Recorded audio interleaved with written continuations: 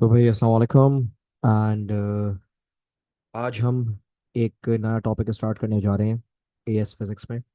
और इस टॉपिक का नाम है वेक्टर्स और ये चैप्टर नंबर 1 का एक बहुत ही इम्पोर्टेंट पार्ट है। और इस चैप्टर के एक बहुत ही इम्पोर्टेंट क्वेश्चंस में से इसका एक क्वेश्चन आता है। इसकी वेटेज अच्छी है। वेक्टर के एमसीक्यूज भी बहुत पेपर में आते हैं फ्रिक्वेंटली, और वेक्टर के अक्सर अ, इनके जो क्वेश्चन पेपर 2 में जो इनके क्वेश्चंस हैं वो भी आते हैं।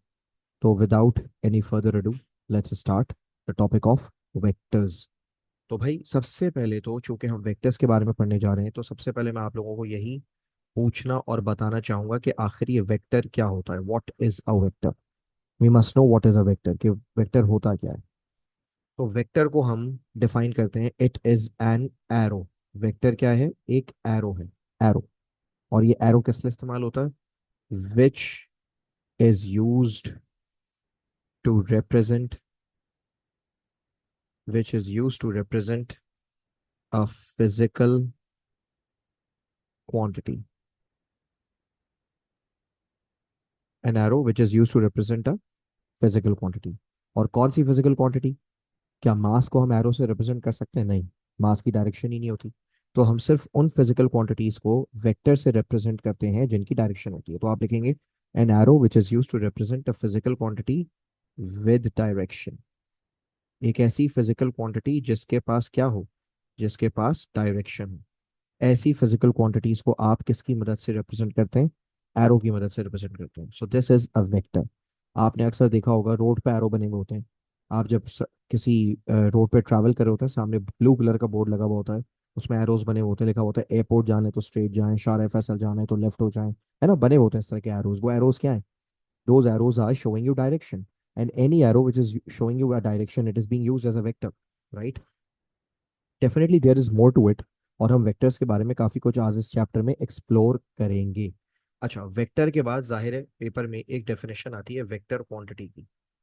अब वेक्टर तो समझ आ गया, वेक्टर क्वांटिटी क्या होती है। बच्चों को वेक्टर का और वेक्टर क्वांटिटी का फर्क नहीं पता होता, और ये बहुत गलत बात है। अगर आपसे पूछा जाए what is a vector, vector is just an arrow, that's it. लेकिन अगर आपसे पूछा जाए what is a vector quantity, तो आप बताएंगे अ physical quantity. A vector quantity is a physical quantity which has a physical quantity which has a magnitude. ये definition आप ऑलरेडी जानते हैं। which has a magnitude, a unit and a direction. एक ऐसी physical quantity जिसके पास magnitude भी है, unit भी है, और तो और एक डायरेक्शन भी है। A physical quantity which has a magnitude, a unit and a direction. ठीक है, इसे हम कहते हैं वेक्टर क्वांटिटी। और वेक्टर क्वांटिटी की एग्जांपल्स आप काफ़ी सारी ऑलरेडी जानते हैं, you are aware of them। अच्छा, स्केलर क्वांटिटी और वेक्टर क्वांटिटी की डेफिनेशन और एग्जांपल्स पे मैं इसलिए ज़्यादा बात नहीं करना चाहता क्योंकि ये मैं आपको ऑलरेडी पढ़ा चुका हूँ। I have already covered these topics in the very first topic, जब हमने आपको फिजिकल क्वांटिटीज पढ़ाया था। अब हम बेसिक बेसिक जल्दी से वेक्टर के बारे में मेन मेन बातें समझते हैं। वेक्टर के बारे में पहले तो दो बातें लिख लो।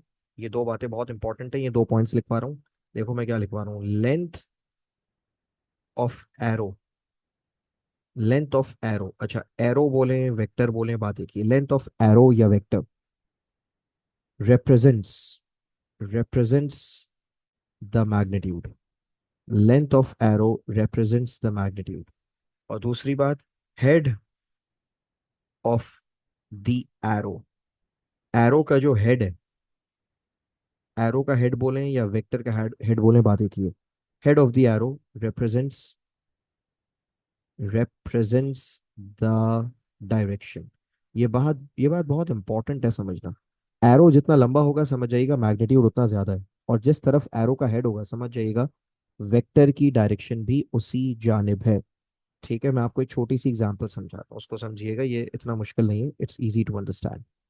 ये देखो, फर्स्ट करें मैं आपके सामने एक 10 न्यूटन की फोर्स का एरो बनाता हूँ। 10 न्यूटन फोर्स। और जाहिर है इसकी डायरेक्शन को देखते हुए आप बोलेंगे sir this force is due east.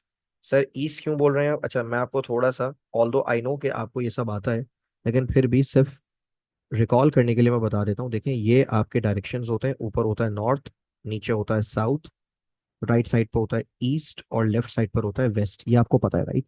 तो अगर ये जो आप ग्रीन कलर का एरो देखें जो मैंने बनाया है, ये बेटा किसका एरो बनाया मैंने मैंने फोर्स का एरो बनाया। सर हमें कैसे पता चलेगा ये फोर्स का एरो है? बेटा 10 न्यूटन लिखा हुआ है, 10 न्यूटन का मतलब ये हुआ कि ये फोर्स है, Newton is a unit of force. और इस फोर्स की डायरेक्शन क्या है? इस फोर्स की डायरेक्शन है टूवर्ड्स, जल्दी से बताइए, टूवर्ड्स ईस्ट। क्लियर है? ऑलराइट, अब सुने, आपके सामने अगर मैं 5 न्यूटन का एरो बनाना चाहता हूँ, if I want to draw an arrow of 5 newton, तो क्या मैं 5 न्यूटन का एरो सेम लेंथ का बना सकता हूँ? Let's say I want to show a 5 newton force due west, so is that a good thing to do और is that a right thing to do? क्या मैंने 5 न्यूटन का arrow सही बनाया है? बताइए, क्या मैंने 5 न्यूटन का एरो सही बनाया है? नहीं, मैंने 5 न्यूटन का एरो गलत बनाया है, क्योंकि मैंने अभी अभी बताया length of the arrow should represent the magnitude. तो आपका जो 5 न्यूटन वाला एरो है, उसकी लेंथ कम से कम 10 न्यूटन वाले वेक्टर का हाफ होनी चाहिए थी। That means it should have been like this. So this is now a correct representation of 5 newton force. तो बताने का मकसद ये है कि हम अक्सर पेपर में एक गलती करते हैं, हम जितना लंबा वेक्टर 10 न्यूटन का बना रहे हैं उतना ही लंबा वेक्टर 5 न्यूटन का बना रहे हैं। That is absolutely wrong. आपको बहुत ख्याल रखना होगा कि अगर मैग्नीट्यूड ज्यादा है तो वेक्टर की लेंथ ज्यादा रखनी होगी, अगर मैग्नीट्यूड कम है तो वेक्टर की लेंथ कम रखनी होगी। ठीक है? आप नोट करें, ऊपर वाले वेक्टर का डायरेक्शन ईस्ट पर है क्योंकि उसका हेड ईस्ट पर था, नीचे वाले वेक्टर का डायरेक्शन वेस्ट पर है क्योंकि उसका हेड वेस्ट पर था। So that is how you do it. Thank you. ठीक है, तो इस तरह से आप इसको हैंडल करेंगे। ठीक है? अच्छा जी, अब आ जाएं जरा अगले कॉन्सेप्ट पर। अगला कॉन्सेप्ट क्या है जो वेक्टर्स के बाद मैं आपको पढ़ाने जा रहा हूँ? उस कॉन्सेप्ट का नाम है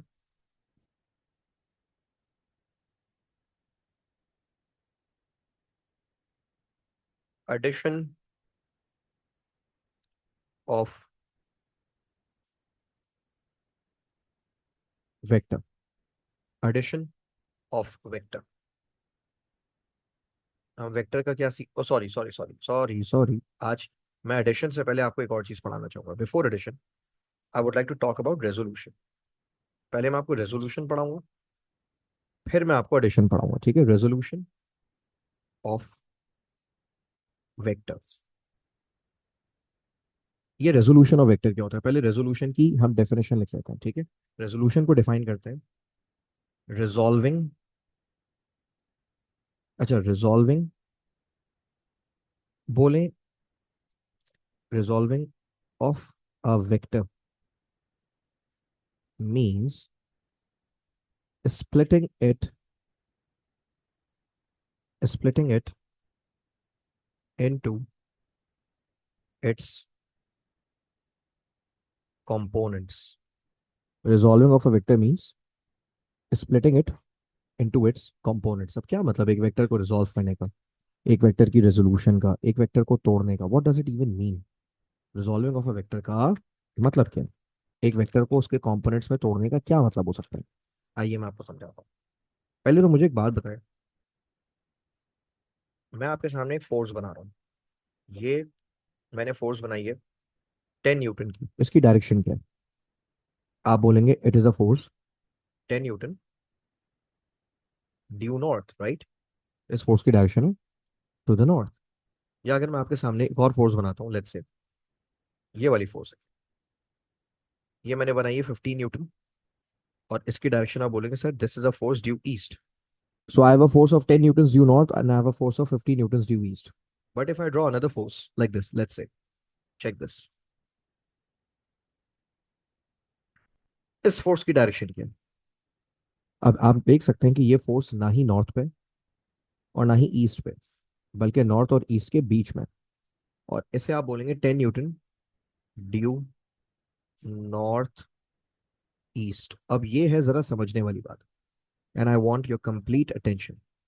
क्या मतलब है 10 न्यूटन ड्यू नॉर्थ ईस्ट? यानी इस फोर्स की जो डायरेक्शन है वो नॉर्थ और ईस्ट के बिल्कुल बीच में। इसका मतलब ये हुआ कि इस फोर्स का कुछ ना कुछ कंट्रीब्यूशन, कुछ ना कुछ इफेक्ट इसका नॉर्थ पे भी होगा, और कुछ ना कुछ कंट्रीब्यूशन और कुछ ना कुछ इफेक्ट इसका ईस्ट पे भी होगा। यानी ये जो 10 न्यूटन की फोर्स मैंने बनाई है ना, ये ना ही पूरी तरीके से नॉर्थ पर है और ना ही पूरी तरीके से ईस्ट पर है, बल्कि ये फोर्स बीच में।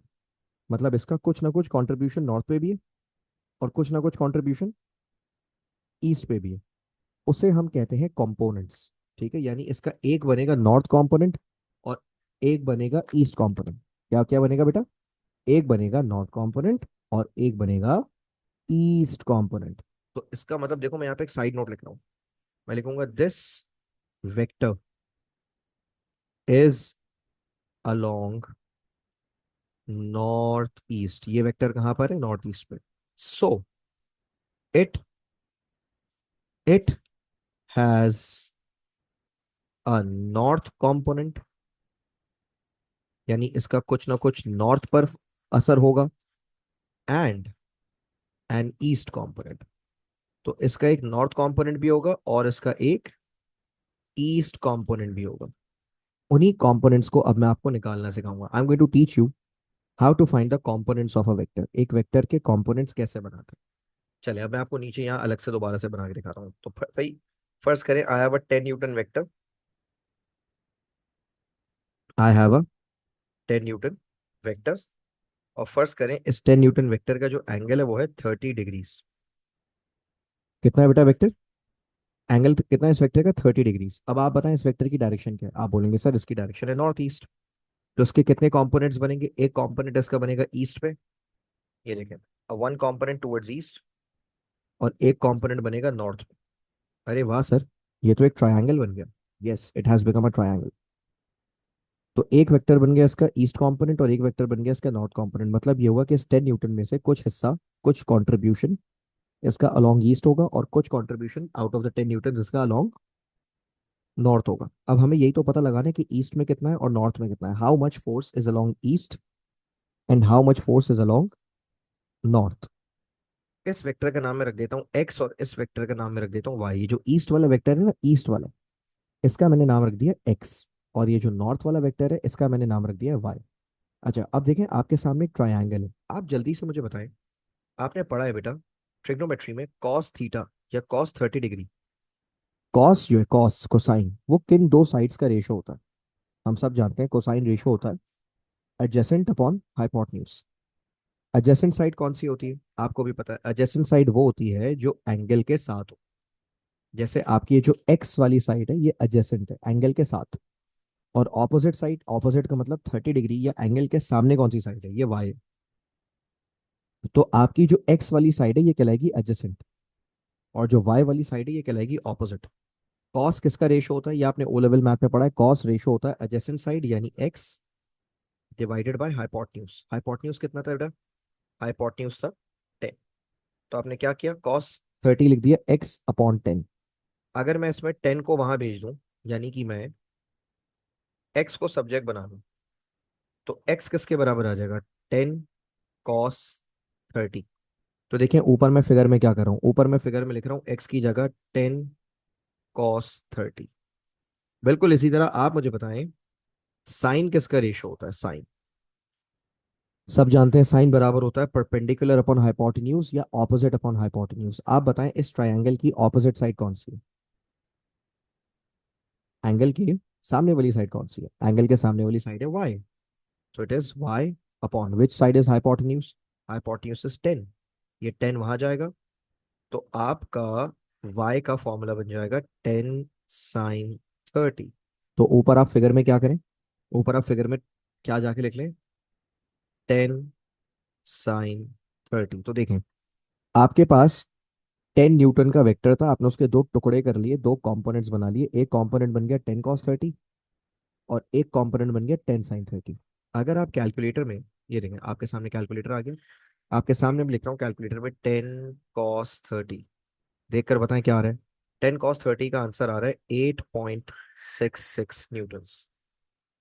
इसी तरह मैं आप ही के सामने 10 sin 30 भी सॉल्व करता हूँ। 10 sin 30, इसका जवाब आ रहा है 5 न्यूटन्स। तो इससे क्या साबित हुआ? इससे ये साबित हुआ कि हमें पता चल गया कि 10 न्यूटन फोर्स में से कितना कंट्रीब्यूशन अलोंग एक्स एक्सेस है और कितना कंट्रीब्यूशन अलोंग वाई एक्सेस है। मैंने असल में 10 न्यूटन फोर्स के क्या निकाल लिए? कंपोनेंट्स निकाल लिए। I have found an eastern component and a northern component. Sir, how do you know that the components are going to be along east and north? बेटा, the vector was originally along east and north. तो अगर vector north east में तो जाहिर है उसका एक component कहाँ बनेगा, एक कंपोनेंट बनेगा नॉर्थ पर और एक कंपोनेंट बनेगा ईस्ट पर। That is why I am calling one component east component and the other component north component. एक मिनट दीजिएगा, मैं जरा माइक थोड़ा सा और सेट करूँ।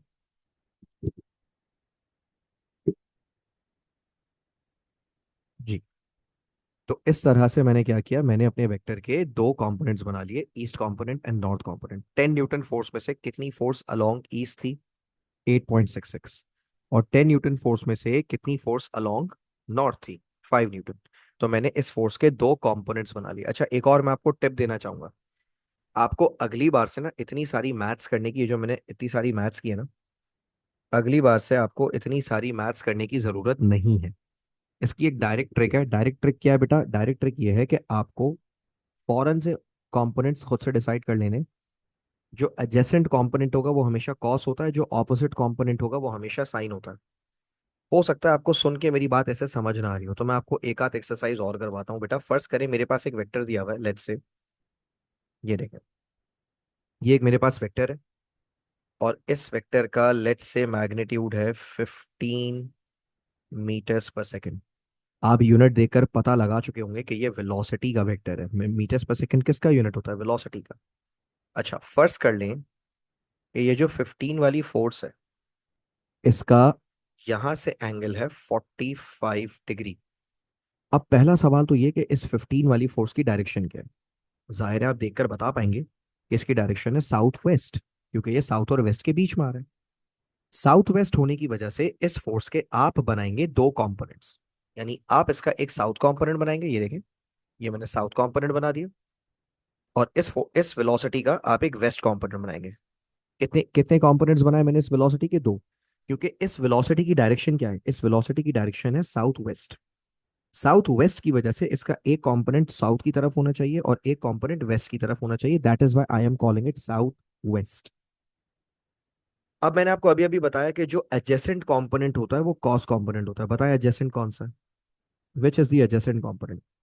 45 के जो साथ वाली साइड है, जो उसके एडजेसेंट है, तो ये कहलाएगी 15 cos 45। और 45 डिग्री के सामने वाली साइड कौन सी है? ऑपोजिट साइड कौन सी? ये वाली। तो इसको आप नाम देंगे 15 sin 45, या आप डायरेक्ट रट्टा मार लें। जो भी एडजेसेंट साइड होगी वो कॉस कंपोनेंट कहलाएगा, और जो भी ऑपोजिट साइड होगी वो साइन कंपोनेंट कहलाएगा। अब आपने करना कुछ नहीं है, कैलकुलेटर में वैल्यूज रख के निकालनी है। पहले आप करेंगे 15 cos 45, आंसर आ गया 10.6 मीटर पर सेकेंड। और जब आप कैलकुलेटर में 15 sin 45 निकालेंगे, ये देखें, तो कैलकुलेटर आंसर दे रहा है फिर से 10.6। तो इससे आपने क्या सीखा? इससे आपने ये सीखा कि जब आपने 15 मीटर्स पर सेकेंड के दो टुकड़े किए, दो कंपोनेंट्स किए, तो इसका साउथ वाला कंपोनेंट आ रहा है 10.6 और उसका वेस्ट वाला कंपोनेंट भी कितना आ रहा है? 10.6। तो इस तरह से एग्जाम में आपको कोई सा भी वेक्टर दिया जा सकता है और उस वेक्टर के क्या मांगे जा सकते हैं? उस वेक्टर के कंपोनेंट्स मांगे जा सकते हैं। क्लियर हो गया? मैं आपको एक आध पांच पेपर क्वेश्चन दिखाता हूँ ताकि आपको समझने में आसानी हो, ठीक है?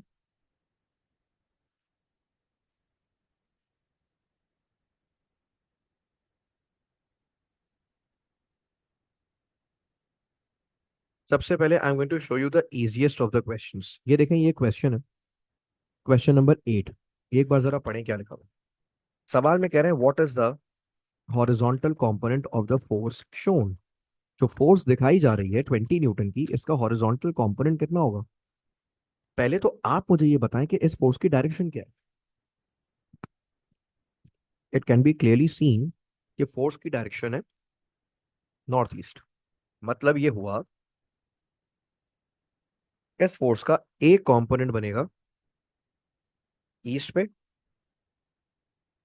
और एक कंपोनेंट बनेगा नॉर्थ पे।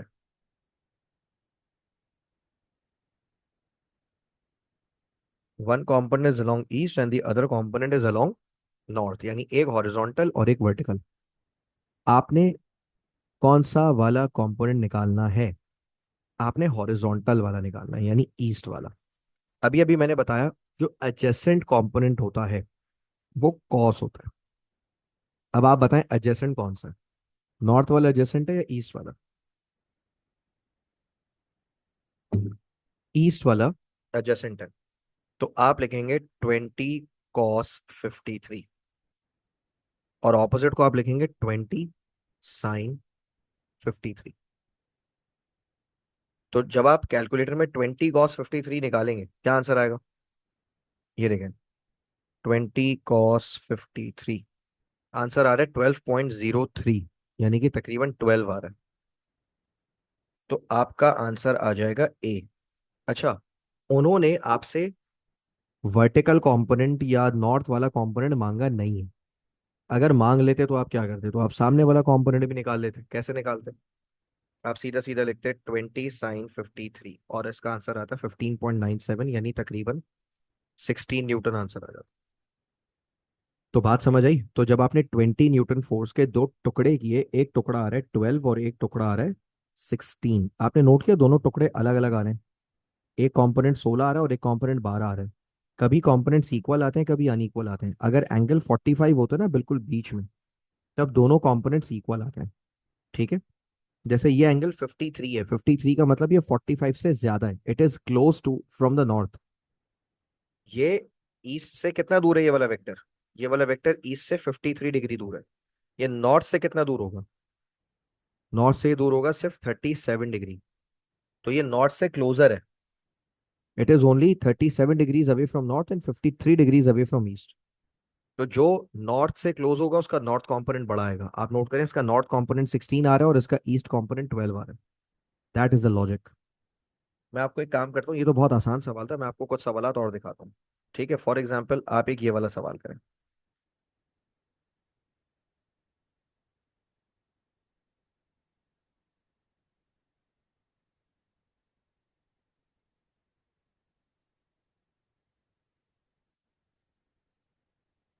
ये वाला सवाल करें, क्वेश्चन नंबर 5। बहुत इंपॉर्टेंट क्वेश्चन है, मजे का क्वेश्चन है।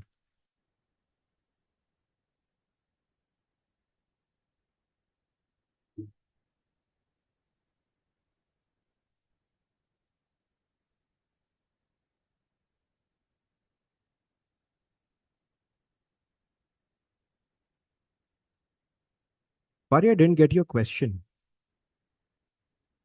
HYP, does it refer to hypotenuse?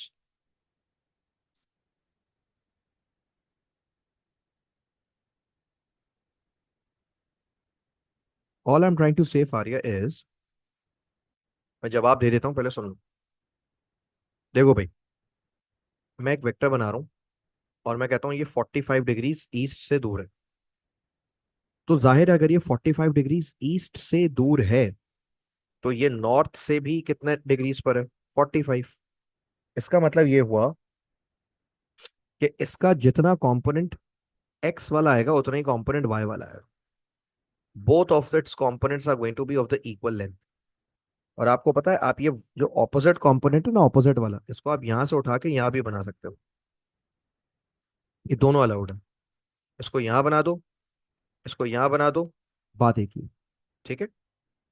इसके दोनों कंपोनेंट्स इक्वल लेंथ के आएंगे। इक्वल लेंथ के क्यों आएंगे भाई, जल्दी से बताओ? क्योंकि दोनों का एंगल 45 डिग्रीज है। हाँ, अब मैं थोड़ा सा ना यहाँ पे चेंज करता हूँ। Let's make a change here. मैं आपको एक और वेक्टर बना के देता हूँ जो कि ईस्ट से 30 डिग्रीज अवे। अब आप बताओ, अगर ईस्ट से 30 डिग्रीज अवे, तो ये नॉर्थ से कितना होगा? नॉर्थ से ये 60 डिग्रीज अवे होगा। अब आप बताओ which component is going to be greater, किसकी लेंथ ज्यादा आएगी?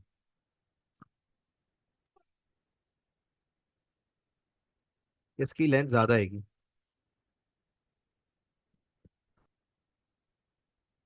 Will the east component be greater और north component be greater?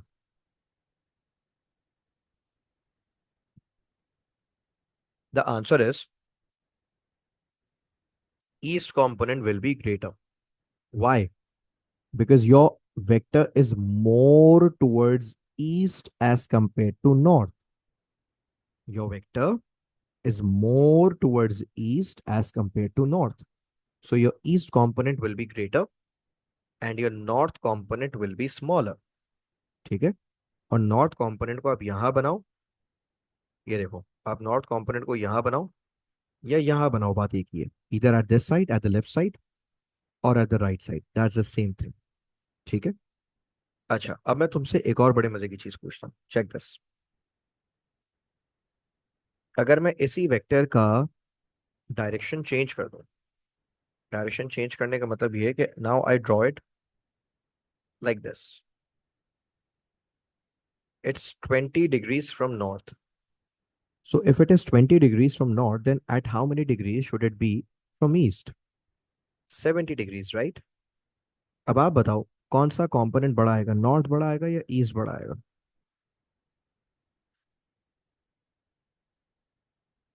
Good, north वाला कंपोनेंट बड़ा आएगा और ईस्ट वाला कंपोनेंट छोटा आएगा, क्योंकि आपका vector is more towards north as compare to east. तो ये कॉन्सेप्ट होता है। I hope now it make sense. अच्छा, अब आपने मेरे काम करना है, ये तो मैं मिटा रहा हूँ। आपने ये वाला क्वेश्चन पढ़ के अटेम्प्ट करना है, question number 5। I am giving you 2 minutes and just tell me the answer A, B, C, D.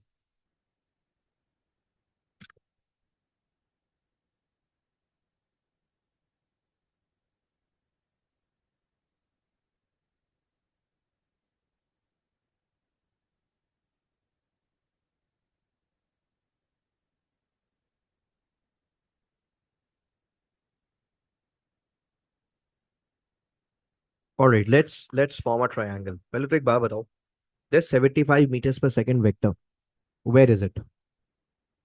It's definitely at north east, है ना? तो नॉर्थ ईस्ट का मतलब ये हुआ इसका एक कंपोनेंट बनेगा नॉर्थ पे। Let me draw it properly. One component will be towards north and other component will be towards east. So this is now a vector triangle. And by the way, आप इस opposite वाली side को यहां बनाओ या यहां बनाओ, बात एक ही है। No, length will not be reduced, it will not be reduced. आप देखो सेम आ रही है length, length will not be reduced, length is going to remain the same. Check this. आप कहीं भी बनाओ, बात एक ही है। ये देखो, आप इसको डॉटेड लाइन ड्रॉप कर रहा हूं मैं, ये देखो, check this. Does it form a quadrilateral like this? सही तो है बेटा लेंथ। आपको क्या लग रहा है कि ये यहां तक जाना चाहिए पूरा? बेटा वो तो उन्होंने जो डॉटेड लाइन दी हुई है ना ब्लैक कलर की, वो सिर्फ डायरेक्शन बता रहे हैं, east and north. It it does not mean कि आपका वेक्टर उतना ही लंबा होना चाहिए। समझ रहे हो? इट डज नॉट मीन कि आपका वेक्टर उतना ही लंबा होना चाहिए। ठीक है। अब मुझे एक बात बताओ, I am going to shift the vector back to that position. अब मुझे एक बात बताओ, इनमें से एडजेसेंट कंपोनेंट कौन सा? Adjacent, which is the adjacent component? ये वाला तो ये बन जाएगा 75 cos 30, और सामने वाला जो है ऑपोजिट कंपोनेंट वो बन जाएगा 75 sin 30। कैलकुलेटर में दोनों कंपोनेंट्स निकालो, ये देखो, 75 cos 30, आंसर आ गया 64.9, लेट्स कॉल इट 65। और जब मैं करूंगा 75 sin 30, इसका आंसर आ गया 37.5, राउंड कर लो 38। इसका मतलब तुम्हारा जो नॉर्थ कंपोनेंट आ रहा है वो आ रहा है 65 and 38, east component 38। So which answer should I mark? Which component should I mark? Which answer should I mark? A, B, C, D. Definitely the answer is C. Clear हो गया? My northern component is 65 and my eastern component is 38. So that is how this question was to be attempted. Good. चलो, अब एक काम करते हैं, ये तो समझ आ गया।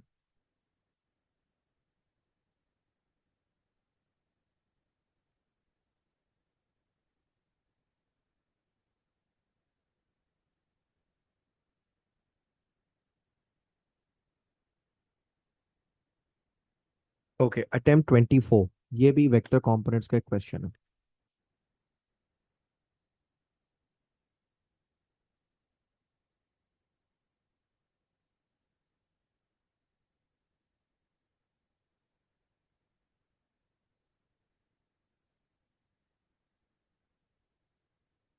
They have given you a vector R and now they're asking for the components.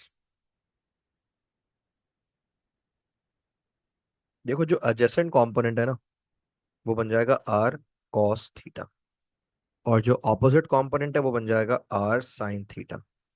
आप बोलोगे सर ये तो ऑपोजिट कंपोनेंट है ही नहीं, ये तो ट्राइंगल ही नहीं है। अरे यार, अगर मैं नॉर्थ वाले वेक्टर को यहां से उठा के यहां रख दूंगा, अब तो बन गया ना triangle, now it is the opposite component. तो यहां बनाओ या यहां बनाओ, बात एक ही है। इसका मतलब your vertical component is R sine theta and horizontal component is R cos theta. Yes, the right answer is D. तो वेरी गुड, इस तरह से ये आंसर आपने निकालना था। अब आपको वेक्टर कंपोनेंट्स का कॉन्सेप्ट थोड़ा थोड़ा क्लियर हो रहा होगा, and that is a good thing. अच्छा, अब मैं आपको एक बड़े मजे का कॉन्सेप्ट सिखाने जा रहा हूँ। ये रेजोल्यूशन तो हमने पढ़ लिया। रेजोल्यूशन के बाद एक काम करते हैं, एडिशन का भी एक कॉन्सेप्ट देखते हैं। Addition of vectors. क्या पढ़ने जा रहे हैं अब हम? अब हम पढ़ने जा रहे हैं वेक्टर्स का addition. How to add vectors. अच्छा, वेक्टर के एडिशन के ना बड़े सिंपल से कुछ टेक्निक्स हैं। फॉर एग्जाम्पल, पहले मैं आपको उसका एक सिंपल सा केस पढ़ाता हूँ। ये देखो मैं क्या लिख रहा हूँ, केस वन। क्या है case one? If vectors are in the same direction. क्या है केस वन? अगर वेक्टर सेम डायरेक्शन में है तो क्या करें। मैं आपको एक छोटी सी एग्जांपल देता हूँ। फर्स्ट करो तुम्हारे पास एक वेक्टर है 3 न्यूटन्स का, और फर्स्ट करो तुम्हारे पास एक और वेक्टर है 4 न्यूटन्स का, और तुम्हें इनका निकालना है रिजल्टेंट वेक्टर। तो रिजल्टेंट कैसे निकालोगे? तुम्हें पता है, जब वेक्टर सेम डायरेक्शन में होता है ना, तो आप इन्हें सीधा सीधा ऐड कर लेते हो, यानी 3 न्यूटन और 4 न्यूटन की डायरेक्शन सेम है ना। इनका रिजल्टेंट निकालो सीधा सीधा। कैसे निकालोगे रिजल्टेंट? 3 + 4, आंसर आ जाएगा 7 न्यूटन। और रिजल्टेंट की डायरेक्शन आएगी ईस्ट पर। ईस्ट पर क्यों आएगी भाई? 3 भी ईस्ट पे था, 4 भी ईस्ट पे था, तो रिजल्टेंट भी ईस्ट पे आएगा। ठीक है। इसी का एक केस टू है। If vectors are in the opposite directions. If vectors are in the opposite direction. ठीक है। इसकी मैं आपको एक छोटी सी एग्जांपल देता हूँ। फर्स्ट करो, आपके पास एक वेक्टर है 3 न्यूटन्स का ईस्ट पे, और एक और वेक्टर है 4 न्यूटन्स का वेस्ट पे। अब आपको निकालना है इनका रिजल्टेंट। रिजल्टेंट निकालने के लिए आप क्या करोगे? रिजल्टेंट निकालने के लिए आप इनको प्लस नहीं करोगे, माइनस करोगे। जब वेक्टर्स ऑपोजिट होते हैं तो रिजल्टेंट सब्ट्रैक्ट करके निकाला जाता है। तो आप करोगे 4 - 3, आंसर आ जाएगा 1। अब मेरा जो आंसर आएगा 1 न्यूटन का, will it be towards east और will it be towards west? West. Very good, and the reason is कि आपका जो वेस्ट वाला वेक्टर था वो ईस्ट वाले से ज्यादा था, तो जो फाइनल आंसर बचेगा that will be due west. 1 newton due west. अच्छा, इसका एक केस थ्री भी बन सकता है। केस थ्री क्या है जरा देखो। केस थ्री ये है कि if vectors are perpendicular.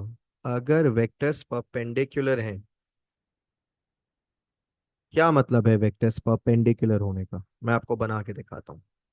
Let's say मेरे पास एक वेक्टर है 4 न्यूटन का, और एक दूसरा वेक्टर है 3 न्यूटन का। 4 न्यूटन वाले की डायरेक्शन है नॉर्थ, और 3 न्यूटन वाले की डायरेक्शन है ईस्ट। तो जाहिर है इनका जो रिजल्टेंट आएगा, नॉर्थ और ईस्ट का रिजल्टेंट कहाँ आना चाहिए? नॉर्थ ईस्ट आना चाहिए। व्हाट डू यू से? Resultant should be north east. This is the resultant. अब इस रिजल्टेंट वेक्टर को आप निकालेंगे कैसे? How will you find its value? Same direction में होता तो प्लस कर देता, ऑपोजिट डायरेक्शन में है तो माइनस कर देता।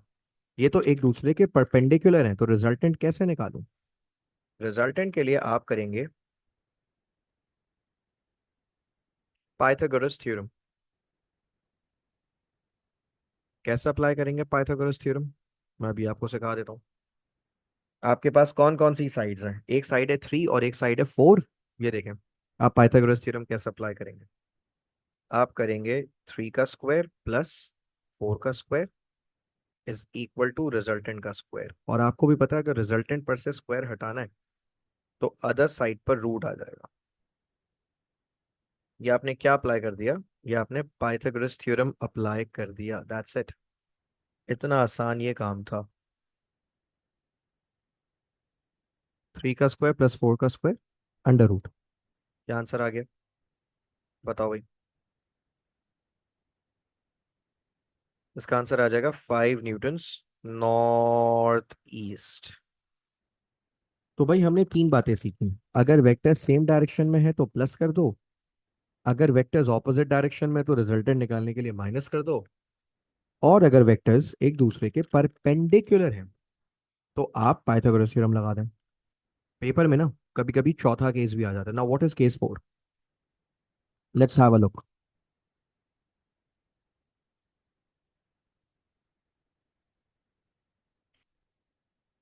If vectors are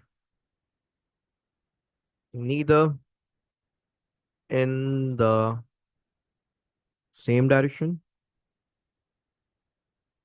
if vectors are neither in the same direction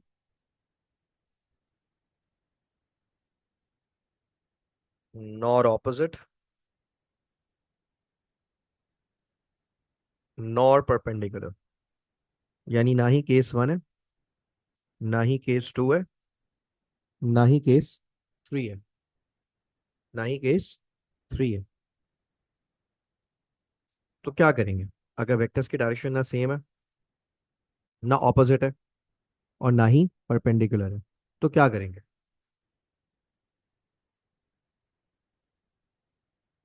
तो ये बन जाएगा आपका केस 4। और इसमें आपके पास कई सारे ऑप्शंस हैं। ठीक है, कई सारे ऑप्शंस हैं। एक ऑप्शन ये कि आप साइन रूल और कोसाइन रूल से काम करें। एक ऑप्शन ये कि आप रेजोल्यूशन से करें। ठीक है, तो देखिए मैं आपको उसका सोल्यूशन बता रहा हूँ। ईदर रिजॉल्व और अप्लाई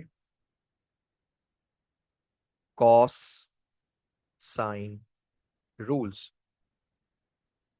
अब आप बोलेंगे सर रेजोल्यूशन तो आपने सिखाया है, साइन रूल और कॉस रूल तो नहीं सिखाया आपने। वो मैं आपको सिखाऊंगा, लेकिन पहले मैं आपको रेजोल्यूशन से करके दिखाता हूँ। Let me teach you how to find resultant using resolution. ठीक है, फॉर एग्जाम्पल तुम्हारे पास एक 3 न्यूटन का वेक्टर है और इसका जो एंगल है ना वो है 30 डिग्रीज। कितना है? 30 डिग्रीज। और जो 4 न्यूटन का वेक्टर है उसका एंगल है लेट्स से 50 डिग्रीज। अब देखो इन वेक्टर्स की डायरेक्शन ना सेम है, ना ऑपोजिट है, ना परपेंडिकुलर है, तो फिर कैसे करें ऐसे वेक्टर्स को सॉल्व? ये केस 4 है आपका। और ऐसी सूरत में मैंने आपको क्या ट्रिक बताई? मैंने आपको सिखाया कि आप या तो रिजॉल्व करके करो, या तो आप साइन कॉस रूल लगाओ। साइन कॉस रूल तो अभी मैंने सिखाया ही नहीं है। मैं आपको रिजॉल्व करके निकालना सिखाता हूँ, इतना मुश्किल नहीं है। सबसे पहले तो मैं एक काम करता हूँ, इस पिक्चर को ना कॉपी पेस्ट कर लेता हूँ, ताकि मुझे जो भी चीजें ड्रॉ करनी है वो मैं ओरिजिनल पिक्चर पे ना करूं, उस पे करूं।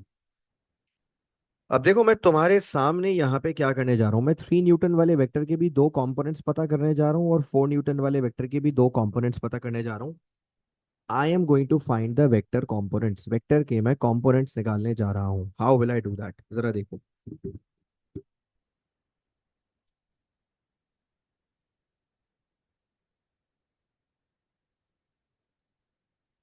चलें भाई, आइए सीखते हैं how to find the vector components. पहले मैं 3 न्यूटन वाले की बात करूंगा। देखो 3 न्यूटन वाले के बनेंगे दो कंपोनेंट्स। एक बनेगा इसका ये वाला कंपोनेंट, देखो मैं तुम्हारे सामने बना रहा हूँ। एक बन गया इसका ईस्ट कंपोनेंट, एक बन गया इसका नॉर्थ कंपोनेंट। अच्छा, नॉर्थ कंपोनेंट की एक मजे की बात बताता हूँ।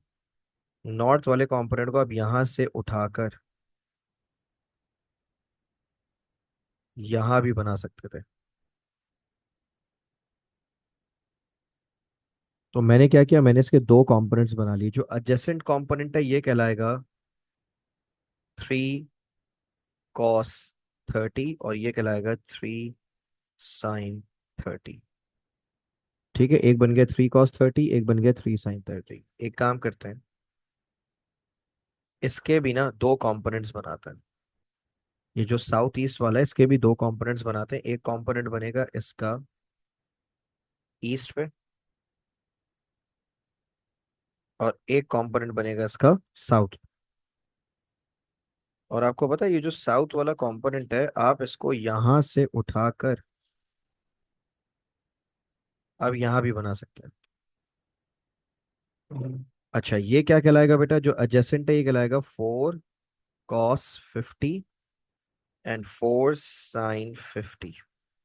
अब मुझे एक बात बताओ, ओरिजिनली तुम्हें कितने वेक्टर्स दिए हुए थे? दो वेक्टर्स, एक 3 और एक 4। तुमने उनके दो दो कंपोनेंट्स बना लिए, तो अब तुम्हारे पास टोटल कितने वेक्टर्स हैं?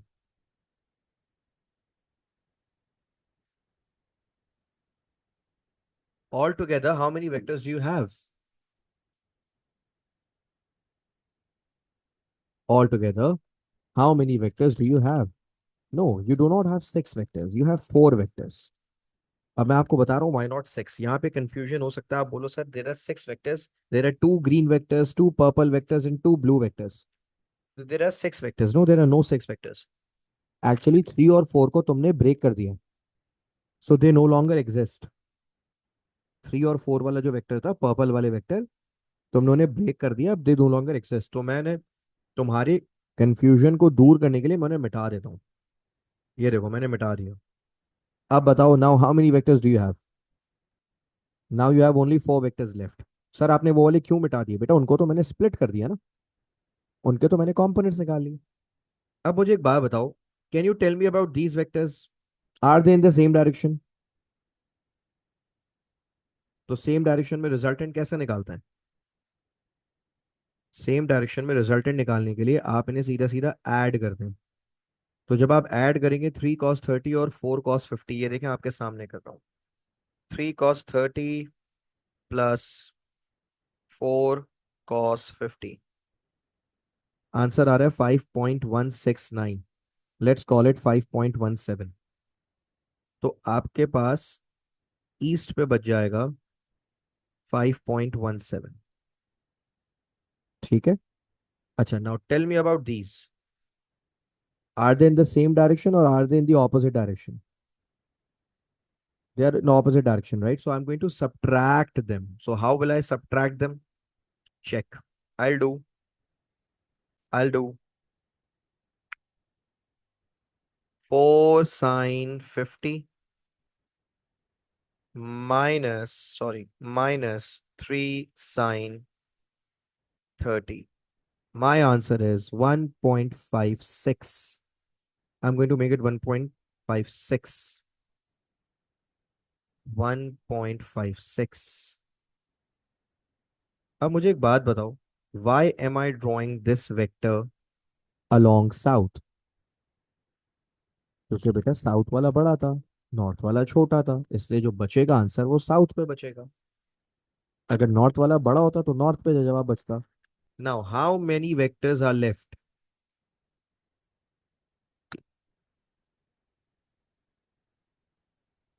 Only 2 are left. यहाँ पे 4 वेक्टर्स बचे थे, यहाँ पर सिर्फ कितने बच गए? यहाँ पर सिर्फ 2 वेक्टर्स बच गए। और अब आप देख सकते हैं कि इन 2 वेक्टर्स की डायरेक्शन एक दूसरे के परपेंडिकुलर है, एक साउथ है और एक वेस्ट है। तो जो रिजल्टेंट आएगा that will be somewhere along along south, sorry एक साउथ एक ईस्ट है, तो इसका रिजल्टेंट आएगा south east. This is the resultant. And how would you find the resultant, which method? Definitely you will apply Pythagoras theorem.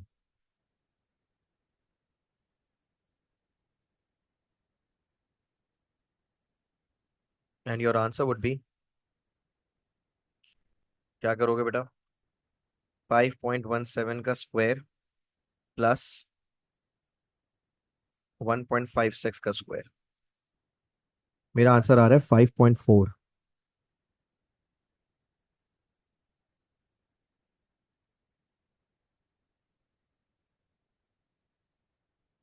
So भाई this is my final answer of the resultant vector. तो देखो यहाँ पे थोड़ा लंबा method था, लेकिन मैंने किया क्या। Actually when the two vectors were given to me they were neither in the same direction nor in the opposite direction nor they were perpendicular. तो मैंने क्या किया, मैंने उनको पहले स्प्लिट किया, उनके कंपोनेंट्स बनाए, और कंपोनेंट्स बनाने के बाद उन्हें मैंने सॉल्व कर लिया नॉर्मल मेथड से। ठीक है। तो इस तरह से इस क्वेश्चन को आपने हैंडल करना था। अच्छा, I am going to keep the class till today, till here today, क्योंकि actually I am taking the class from home, right. तो अब मैं इसको इंशाल्लाह नेक्स्ट क्लास में कंटिन्यू करूंगा जब मैं ऑरेंज जाऊंगा। हमारी अगली क्लास प्रॉब्ली वैसे तो फ्राइडे को है, बट मैं एक शायद थर्सडे को एक क्लास बीच में लगाऊंगा, ठीक है। तो let's keep it till here. Thank you.